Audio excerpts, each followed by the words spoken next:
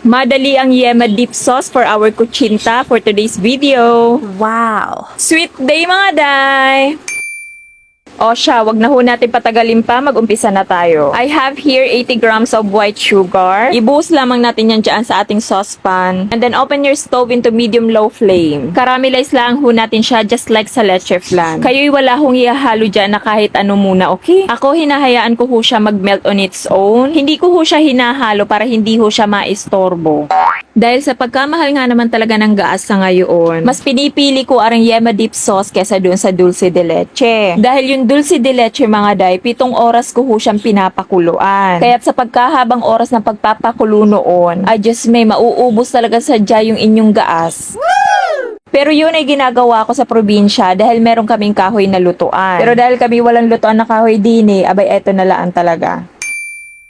Anyways, imimelt lang natin siya until mag-amber color na siya. I mean, deep amber color mga day. Yung para bang pasunog na siya, ganun. Yan, ganyaan mga day. Kung ano kasi yung ma-achieve yung kulay din sa pagkaramelize ng inyong white sugar, yun din yung magiging kulay ng inyong Yema dip. Mas bet ko yung ganun rin pagkaramelize ng sugar. Dahil bukod sa kulay, yung maibibigay niyang flavor sa ating Yema dip ay sadyang kakaiba. Basta't malalaman nyo yung kanyang kaibahan kapag sinubukan nyo aring recipe, okay? Proceed na tayo mga day. Ako'y mag-a-add ng 50 grams of butter. Sadyang butter yung aking ginamit dyan, but then you can use yung refrigerated margarine o yung margarine kung tawagin sa atin. Pero ako'y hindi ho talaga nagamit ng margarine na nabibili sa palengke. Dahil sadyang may distinct taste yun na hindi bumabagay sa ating Yema dip. Nasubukan ko no ho kasing gumamit ng margarine na nabibili sa palengke, yung tingi-tingi ba? Dahil nga syempre gusto natin yung makatipid. Pero sadyang hindi siya bumagay din. Pero yan ay didepende na ho sa inyo. Kung nais nyo yun gamitin, abay, for the go!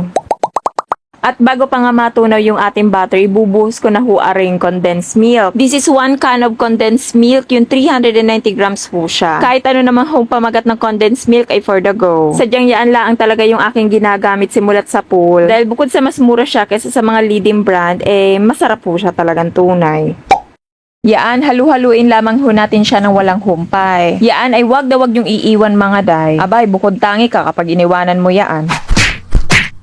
Yung apoy ko dyan mga day is naka medium low pa rin. Kapag ka nahalo ko na siya ng maayos, ako'y maglalagay naman ho ng evaporated milk. Ang nilalagay ko dyan is 1/4 of the can laang, or about 1/3 cup mga day. Nilalagyan ko siya ng evaporated milk para yung pagka-sticky ng ating Yema is saktong-sakto. Hindi ko kasi nais sa Yema dip yung parang paste na. Dahil kung ganoon yung texture na gusto nyo, dulce de leche na laang ho yung gawin nyo. And then, isisimmer lang natin siya for 2 to 3 minutes para maluto ng lubusan yung gatas na nilagay natin dyan, okay? Alalay lamang kayo sa apoy mga day para hindi naman masunog yung ating Yema, okay? Para mabalance natin yung kanyang tamis, ako'y maglalagay ho din ng 1 and 1/4 teaspoon of salt. Sadyang mas gusto ko yung medyo salty siya para hindi siya nakakaumay mga day. Since combination siya ng sugar and then condensed milk, abay asahan nyo na matamis ho talaga are. Wala naman sigurong mapait na Yema sauce ano. Abay kung meron patikim ako. And then yung kuchinta recipe ho na shinare ko sa inyo ay may lasa na din ho yun. Kaya tayo mag-a-adjust by adding salt ho, okay? At para mas pak na pak talaga yung ating Yema sauce, ako'y maglalagay ho din ng vanilla flavoring. Of course, from Neko Philippines ho yan. 1 teaspoon lang ang mga day, okay na yaan. Sadyang malasang tunay na yaan mga day. And then pagkabango niya mga day, walang halong etchos. Nilagay ko pala yung vanilla mga day, patay na ho yung apoy, okay? And then that's it, may pangmalakasang Yema dip sauce na kayo mga day. Wow! Yung nakikita nyo parang white dyan, bubbles lang yan mga day kasi mainit pa siya. Kapag kayaan ay lumamig, mawawala na din ho yaan. And bug, siya rin na siya kapag lumamig mga day. O diba, pagkaganda ng kanyang kulay. Sabi ko naman sa inyo na sadyang malaking factor yung pagkaramelize natin ng white sugar. And then yung lasa niya mga day, sobrang kakaiba kaysa doon sa nabibili nating madalas.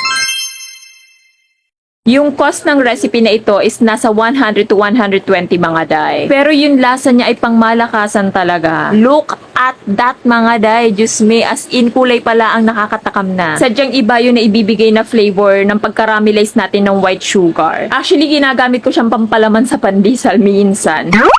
Pero aray, hindi ko ho ginagamit sa cake. Meron ho akong recipe for the cake, for brownies, and then for cookies na gantong caramel. Yun, ay share ko ho sa inyo soon, kaya't abang-abang laang, okay?